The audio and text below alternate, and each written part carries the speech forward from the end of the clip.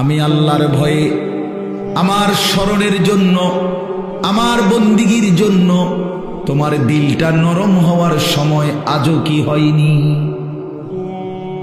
আলাম ইয়ানি, এই কথার অর্থ এটা। আল্লাহ বলে, বান্দা 365 দিনে আমার একটা বছরে কোনোদিন ফজরের নামাজ পড়লা না বান্দা, তাহলে আর কোনোদিন কি ফজরের নামাজ পড়বা না বান্দা? আর কি কোনোদিন পড়বা না? তুমি কি তাইলে এই সিদ্ধান্তই নিয়ে নিছো? 30 বছর ধরে বান্দা আমার প্রতিদিন সুদ খাচ্ছ, মিথ্যা বলছো, 30 বছর প্রতিদিন ওজনে কম দাও, 30 বছর ধরে নিয়মিত কাস্টমারকে ঠকাও, এভাবেই রোজগার করতেছো, হারাম রোজগার। আল্লাহ যেন ডাক দিয়ে বলে, বান্দা তাহলে এই নাফরমানের রোজগারি আর কোনোদিন কি তাহলে ছাড়বা না? আর কি সময় হবে না? বলো বান্দা বলো। গত 20টা বছর ধরে তোমার ঘরে প্রতিদিন রঙিন টেলিভিশন চলে, নর্তকী নাচে, নাটক, সিনেমা, তোমার বউ বাচ্চা প্রতিদিন দেখে। আল্লাহ যেন ডাক দিয়ে বলে, বান্দা তাহলে এই গুনাহ আর কোনোদিন কি বন্ধ হবে না? তোমার ঘরে কি আর কোনোদিন এই নাফরমানি বন্ধ হবে না? ছেলেটা 16 বছর, 14 বছর, 18 বছর, একটা দিনও 5 ওয়াক্ত নামাজ, কোন নামাজই পড়ে না। এ কেমন সন্তান বানাইলা? এ কোন মায়ের ঘরের বাচ্চা? এ কোন মুসলমানের সন্তান? বলেন বলেন বাপ, ছেলেরা বলো। 365 দিনে একটা বছরে কোনো দিন ফজরের নামাজ পড়ো নাই? তুমি মানুষের বাচ্চা? তুমি মানুষের বাচ্চা? কে বলছে বেটা নাফরমান? তুমি মুসলমানের বাচ্চা। একটা বছর কোনোদিন ফজরের নামাজ পড়ে নাই, এর চাইতে বড় জানোয়ার, এর চাইতে বড় হাইওয়ান, চতুষ্পদ জন্তু আসমানের নিচে জমিনের উপর আর কে হইতে পারে বেটা? মালিককে এতদিন ভুলে যায় মানুষ? আল্লাহকে এতদিন ভুলে যায়? আস্তাগফিরুল্লাহ, বিশ্বাস করেন আমার এটা কোনোভাবে কোনো যুক্তিতে বুঝে ধরে না। আমি বহু চিন্তা করছি যে হায় হায়, মুসলমানের বাচ্চা এত বড় নাফরমান কেমনে হইল? এটা তার মাকে, তার বাপকে তে কোন মার দুধ খাইলো? তে মুসলমান পরিচয় দেয় কেমনে? এই জানোয়ার কেমনে মুসলমান পরিচয় দেয়? 6 মাসে 9 মাসে কোনোদিন 5 ওয়াক্ত নামাজ পড়ে না। আল্লাহ তাআলা কোরআন কারীমের মধ্যে বলছে, ইবলিস তুই আমার একটা সেজদা দিলি না। এই বাপ, মিথ্যা বললে আপনারা প্রতিবাদ করেন, আমি রাজি। ইবলিস একটা সেজদা দেয় নাই।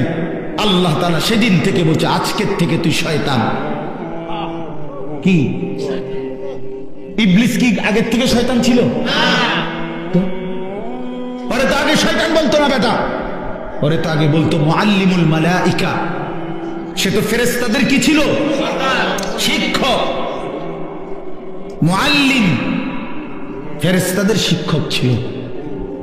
যেদিন একটা সেজদা দেয় নাই, সেদিন আল্লাহ তাকে বলছে, আজকের থেকে তুই শয়তান।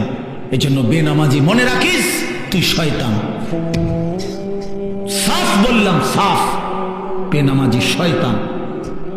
যার কপালে সেজদা নাই, তুমি শয়তান। আল্লাহ তাআলা কুরআন কারীমের মধ্যে বলছে, ইবলিস তুই সেজদা দিলি না, ফখরুজ ফাইন্নাকা রাজিম, বের হ বেঈমান, আজকের থেকে তুই অভিশপ্ত। আউযু বিল্লাহি মিনাশ শাইতানির রাজিম, অভিশপ্ত। আজকের থেকে তুই বিতাড়িত। এজন্য সেজদা যার কপালে নাই সে রাজিম, অভিশপ্ত। কোরআন শরীফে আছে, আল্লাহ বলছে, ওয়া ইন্না আলাইকাল লানাতা ইলা ইয়াউমিদ্দিন।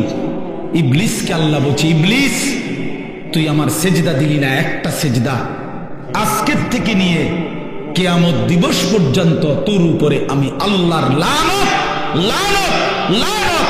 এজন্য বেনামাজি তোর উপরে খোদার গজব, খোদার লানত, খোদার লানত, খোদার লানত। ভাত খাবে বেটা, কোনো অসুবিধা নাই বেটা। ভাত তরকারি আল্লাহ আটকাবে না, মাছ গোস্ত আল্লাহ আটকায় না। ঘুম, পেশাব, পায়খানা, যৌন চাহিদা পূরণ, এগুলো আহামরি কিচ্ছু না। আল্লাহ বলে কুলু ওয়া তামাত্তাউ কালিলান ইন্নাকুম মুজরিমুন। আরে নাফরমান, খা বেটা, কিছু সময়ের জন্য দুনিয়া খা বেটা, ভোগ কর বেটা। আমি আটকাইতাম না, দুনিয়া আটকাবো না, ভাত খাইতে বাধা দিব না। ভাত আমি খানা, পেশাব, ঘুম, যৌন চাহিদা পূরণ, আল্লাহ বলে বান্দা এগুলো আমি আটকাই না, এগুলো আমি কুত্তার চাহিদাও পূরণ করি। তোরটা পূরণ করতাম না, আমার কুত্তাও খায়, তুই খাইতি না? খা বেটা, বাতে না দুগা খাই দিয়ে না বেটা।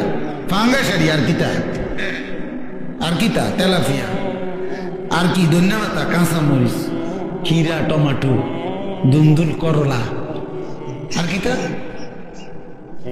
হ্যাঁ, লম্বা সিম, ছোট সিম, আর কি বাজারে। এই তো দুনিয়া ভোগ করলা, লাল শাক, ফাট শাক, আর কি। আল্লাহ বলে আমার জঙ্গলের বাঘ প্রতিবেলা গোশত খায়, আমার জঙ্গলের সিংহ প্রতিবেলা গোশত খায়। তো তোর চাইতে তো বেশি দুনিয়া আমি তা করে খাওয়াইতেছি। একটি হাতি, ভাইয়া আমি সত্য করে বলতেছি, গবেষকদের কথা হলো, যারা প্রাণীবিদ্যা গবেষণা করে তাদের বক্তব্য হলো, একটি হাতি একদিনে 250 কেজি খাবার খায়, 90 লিটার পানি পান, 250 কেজি খাবার খায় একটা হাতি। তো গোটা পৃথিবীতে হাতি একটাই তো না, বাংলাদেশে হাতি একটাই। আমি একবার চিড়িয়াখানায় দেখছি বাঘেরে গোশত দিছে খাইতে। আমি জিজ্ঞাসি, ভাই কদ্দুর দিছেন? যে প্রতিবেলা 20 থেকে 22 কেজি গরুর গোশত দেওয়া হয়। 20-22 কেজি গরুর গোশত একবারে এক বসায় খাইতে পারবেন এমন একটা ভাগ্যবান হাত উড়ান। আমনে আমি খাবাই, কালকে ভাগ্য, আজকে থাকুন, কালকে গোশত কিনাই না রাইদা মরিবাসি, যা হইব মাহফিল, কালকে একটি বাদ। আমনেরে 22 কেজি গোশত খাওয়াই, তার সম্ভব? আমরা বলেন না বাপ, নারাজ হয়েন না, ছেলেরা নারাজ হইও না। বন্ধু আমার, আমি দিল জাগাইতে চাই, বিবেক জাগাইতে চাই। কেন সেজদা দিবা না, কেন নামাজ পড়বা না? ভাই আমার, বন্ধু আমার, ওই মালিকের সাথে নারাজ হলাম কেন? আল্লাহর সাথে রাগ করলাম কেন? আল্লাহকে ভুলে যাই কেন? কোরআন শরীফ আছে, ইয়া আইয়ুহাল ইনসান মা গাররাকা বিরাব্বিকাল কারীম। রব্বুল আলামিন বলে, হে মানুষ, আমার মতো দয়ালু মেহেরবান মুনিব, আমার মতো এমন মাওলা, কেমনে রে তুমি বান্দা আমারে ভুলে গেলা? মা গাররাক, কে তোমারে আমার মতো দয়ালু মালিক থেকে ভুলায় দিল? কে তোমারে ধোকা দিল? কোন বন্ধু পেলা বান্দা, কোন সঙ্গী পেলা আমার চাইতে উত্তম, যাকে পেয়ে তুমি আমি আল্লাহকে ভুলে গেলা? বলো না যুবক ভাই, পর্দার আড়ালের মা যদি শুনে থাকেন, মা আপনাকেও বলি, মা বোন আমার, কারে দেখাইতে আপনি বেপর্দা হইলেন? যে পুরুষগুলো বেপর্দা আপনারে দেখে, তারা কি কোনোদিন আপনারে ধন্যবাদ জানাইছেনি? তাইলে কোনো বেপর্দা নারীকে বলেন, একজন বেপর্দা মহিলাকে বলেন, হে বেহায়া নারী, ওই বেহায়া, তোরে কোনোদিন কোন পুরুষ দেখা ধন্যবাদ দিছিনি? সবাই তোর রূপ যৌবনের দিকে তাকাইয়েই তো ছিল, লোভের দৃষ্টিতে, উপভোগের দৃষ্টিতে, কামনার দৃষ্টিতে, অবৈধ বাসনার দৃষ্টিতে। এছাড়া আর কি? এছাড়া আর কি? অর্জন কি? সিনেমার নর্তকীর অর্জন কি বলেন? এই জন্য আমি অনুরোধ করছি, আমরা আল্লাহর দিকে ফিরে আসি। ফাফিরু ইলাল্লাহ, আল্লাহ বলে দৌড় দিয়ে বান্দা আমার কাছে আসো। তুবু ইলাল্লাহি জামিআন আইয়ুহাল মুমিনুন, আল্লাহ বলে হে ঈমানদারগণ, তওবা করে আমি আল্লাহর দিকে ফিরে আসো। লাআল্লাকুম তুফলিহুন, তাহলে সকলেই জান্নাতি হবে, সবাই সফল হবে। আল্লাহ আমাদেরকে বুঝ দান করেন। চলেন আমি 3টা আয়াতের তর্জমা বলি, তাইলে আমার কথা শেষ হয়ে যাবে ইনশাআল্লাহ। আমি আপনাদের সামনে কোরআনুল কারীমের যে সূরাটা পড়ছি এই সূরাটার 3টা আয়াত। সূরাটার নাম হলো সূরা মুলক, 29 নম্বর পারা, 67 নম্বর সূরা। কোরআন শরীফের অত্যন্ত ফজিলতপূর্ণ একটা সূরা।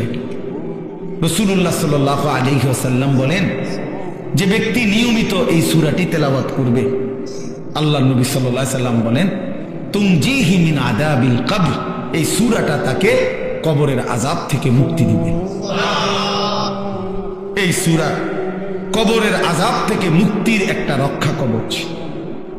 সূরা মুলক, 29 নম্বর পারা, 67 নম্বর সূরা। আমার বাপ, একটা মিনিট শুধু বুঝেন, রাসূলুল্লাহ সাল্লাল্লাহু আলাইহি ওয়াসাল্লাম অসংখ্যবার উম্মতের কাছে কবরের আযাবের ব্যাপারে সতর্ক করছে, সতর্ক করেছে। কবরের আযাব অনেক হাদিস, অনেক অনেক হাদিস, বিশ্বাস করে। হযরত ওসমান রাদিয়াল্লাহু তাআলা আনহু, আপনারা ওনার নাম জানেন, ইসলামের 3য় খলিফা নাকি? এই ওসমান রাদিয়াল্লাহু তাআলা আনহু তিনি যখন কোনো কবরের সামনে দাঁড়াইতেন অঝরে কাঁদতেন। হাত্তা ইয়াবুল্লা লিহিয়াতাহু, হাদিস আছে যে ফলে ওনার দাড়ি ভিজে যেত কাঁদতে কাঁদতে। তো ওনার সঙ্গী সাথীরা জিজ্ঞেস করতেন, হযরত, হে আমিরুল মুমিনিন ওসমান, আপনি কবর দেখলে এইভাবে কাঁদেন কেন? আপনি তো জাহান্নামের কথা বললো, এতটা কাঁদেন না, কবরের কথা দেখলেই আপনি এভাবে অঝরে কাঁদেন কেন? হযরত উসমান রাদিয়াল্লাহু তাআলা আনহু বলেন, শোনো, ইন্নাল কবরা আউয়ালু মানাজিলিল আখিরাহ, কবর হচ্ছে আখিরাতের প্রথম ঘাঁটি।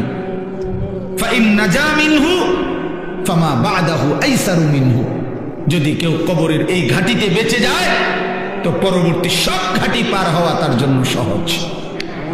ওয়া ইন লাম ইয়ানজু মিনহু ফামা বাদাহু আশাদ্দু মিনহু, নবীজি বলেন, আরে ওসমান বলেন, যদি এই ঘাঁটিতে কেউ মুক্তি না পায়, আটকে যায়, তাহলে পরবর্তী সকল ঘাঁটি তার জন্য তার চাইতে বেশি কঠোর। এরপরে শুনেন, এরপরে উসমান রাদিয়াল্লাহু তাআলা আনহু বলতেন যে আমি আল্লাহ নবী সাল্লাল্লাহু আলাইহি সাল্লাম থেকে সরাসরি একটা হাদিস শুনছি, নবীজির হাদিস। আচ্ছা, নবীজি সাল্লাল্লাহু আলাইহি সাল্লামের ব্যাপারে আপনাদের ধারণা কি? তিনি কোনো কথা নাউযুবিল্লাহ জীবনে কোনোদিন এক বিন্দু বানাইয়া বলছেন, বাড়াইয়া বলছেন, অতিরঞ্জিত বলছেন? যা আল্লাহ বলেছেন হুবহু তাই বলেছেন। তো নবীজি সাল্লাল্লাহু আলাইহি সাল্লাম তিনি বলছেন, মা রাআইতু মানজারান কাত্তু ইল্লা ওয়াল কবরু আফজাউ মিনহু। রাসূলুল্লাহ সাল্লাল্লাহু আলাইহি ওয়াসাল্লাম, এই যে কয়েকটা ছেলে, মুসলমানের বাচ্চাই তো নিশ্চয়, কিন্তু কথা বলে দেখেন বাহিরে। এমন এক গাফেল জাতি আমরা, মায়ের সন্তান জানেও না কোথায় আসছে। বহুত আপনারা জানেন না, আমরা সবাই আসলে খাট পালং আর সোফা ফার্নিচার নিয়ে ব্যস্ত। হুজুর দেখলে দোয়া চায়, হুজুর বিল্ডিং এর ছাদ ঢালাই দেন, দোয়া করে দেন। এই গরকার নতুন কাম ধরছি, দোয়া করে দেন। আজ মাটি খুব দিন, দোয়া করে। আজগা নতুন করে ডালাই, আজকে কিন্তু দোয়া। হুজুর মোটরসাইকেল কিনছি, কিন্তু দোয়া করে দেন। এই দোকানের বিটটা লইছি, হুজুর দোয়া করে দেন। আমার কাছে একবার একজনে কইছে, হুজুর 1,10,000 টাকা খরচ করে ওনার বাসায় গেছি, টেলিভিশন চ্যাপটা একটা দেখাইয়া উনি বলতেছে, হুজুর এটা 1,10,000 টাকার মতো খরচ গেছে, দোয়া করি। পরে আমিও দোয়া করছি। আমি বললাম, ভাই দোয়া করি আপনার ঘরে যেন 24 ঘন্টার মধ্যে 1 সেকেন্ডও কারেন্ট না যায়, আমনের বউ বাচ্চা যেন 24 ঘন্টা টেলিভিশনের সামনে বইয়া থাকে, আমনের ঘরে যেন 24 ঘন্টা নাচ গান, বেড়া বেটির নাচ যেন চলে, দোয়া করলাম। পরে হে হুজুর বেশি রাগ হয়েছেন বুঝছি, মানে হে তো বুঝছে, দোয়ার ডকেই তো বুঝছে যে অবস্থা কি, ডক বালা না, দোয়ার তো লাইন বালা না। তা এই যে আমার উদ্দেশ্য এই কথাটা বলা, যে এই যে শুধু কেবল খাট দেখাইলো, পালং দেখাইলো, ওই